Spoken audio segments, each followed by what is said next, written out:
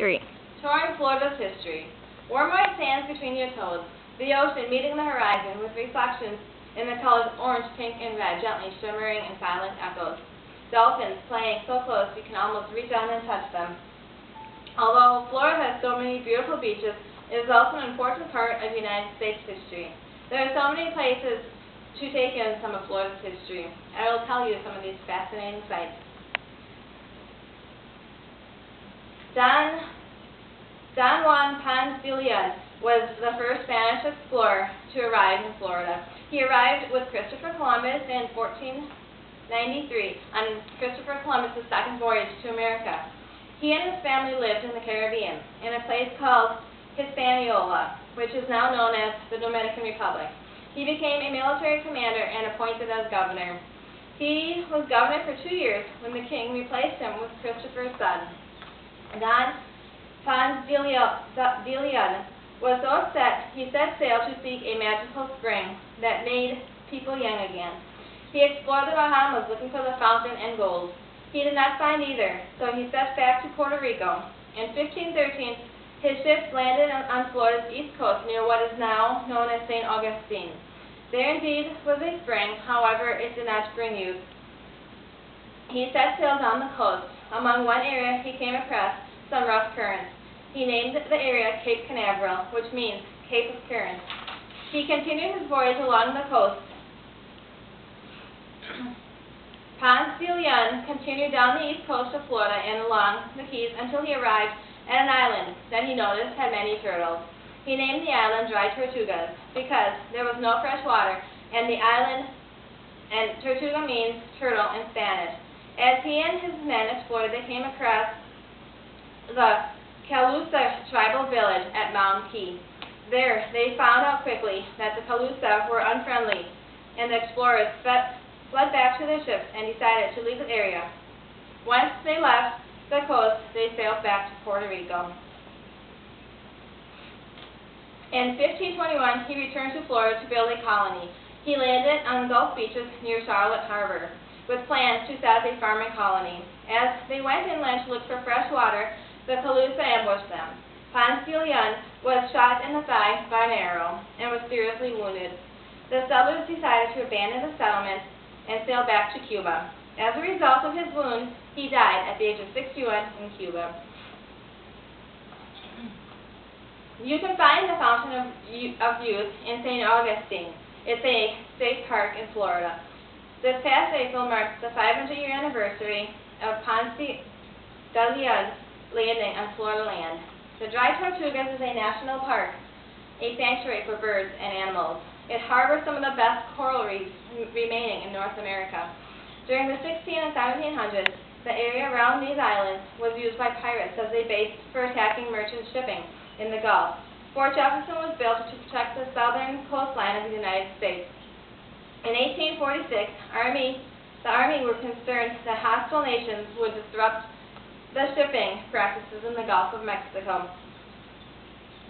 They decided to build a 420-gun, 1,500-man fort on Garden Key.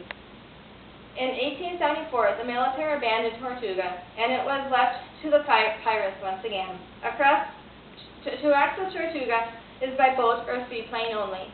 Snorkeling, fishing, camping, bird watching, or just taking in the great history makes Tortuga a must-see. Next on the list of places to see in Florida is the Box Sanctuary in Lake Wales. The tower stands on the highest point in Florida overlooking a reflection pool. The Box Sanctuary Garden and Bird Sanctuary it contains the Singing Tower, which is in the middle of the garden and stands 205 feet tall. It was built in 1929 by a Dutch immigrant named Edward W. Box. The tower is built in pink and gray marble brought in from Georgia and stone brought in from St. Augustine. In the stone you find carvings of flowers and fauna that thrive in Florida. The inside of the tower contains the Anton Breese Kellerian Library, said to be the largest Kellerian library in the world, containing 57 bronze bells.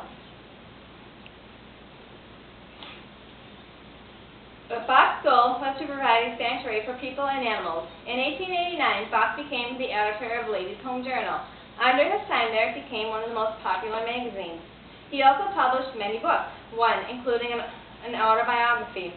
He died in 1939 and is buried a short distance from his singing tower located in the sanctuary. Another interesting place is the Cedar Keys. Cedar Keys is located on the west coast of Florida, also known as the Nature Coast. The islands are located at the tip of Santa Fe and the Suwannee River. They flow into the Gulf of Mexico. The Apache and Creek tribes inhabited this area. After white men brought disease and war absorbed the area, the tribes left.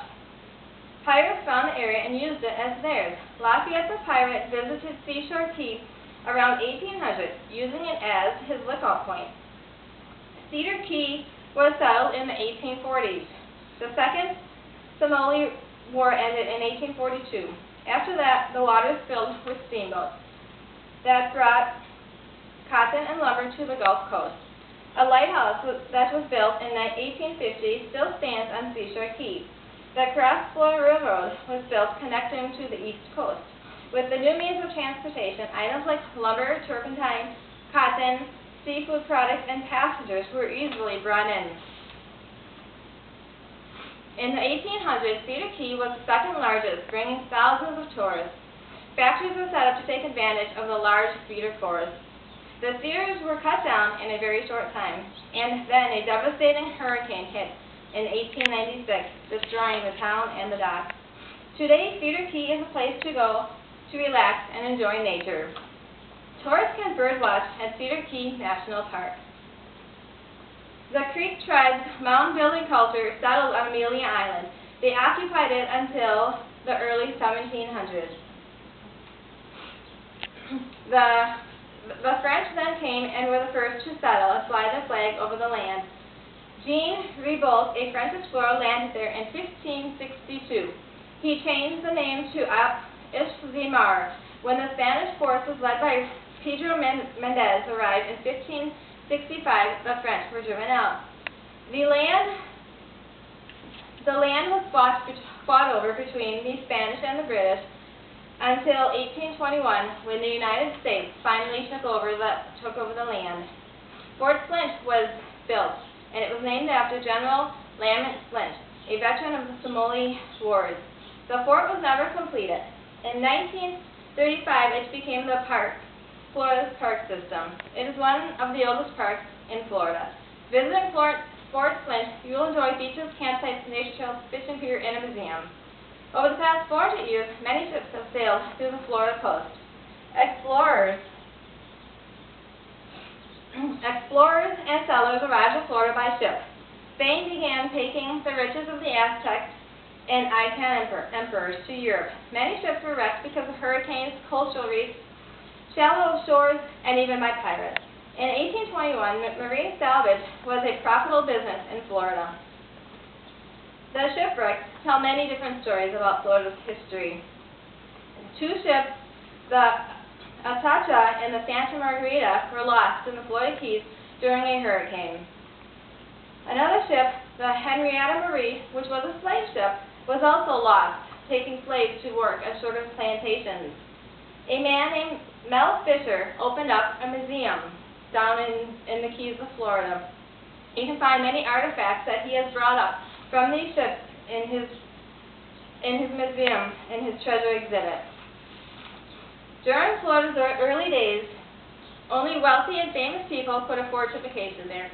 Some loved it so much they decided to stay and farm or start another business there. Henry S. Flagler was one of those people who fell in love with Florida and the Sunshine State, and he decided to move to Florida after a visit in 1883. He began to invest his wealth by building hotels and railroads in Florida. As the railroads grew, it was easier for people to travel to Florida. By 1890, the railroads were completed, and travel to Florida was made easily for people as far away as New York.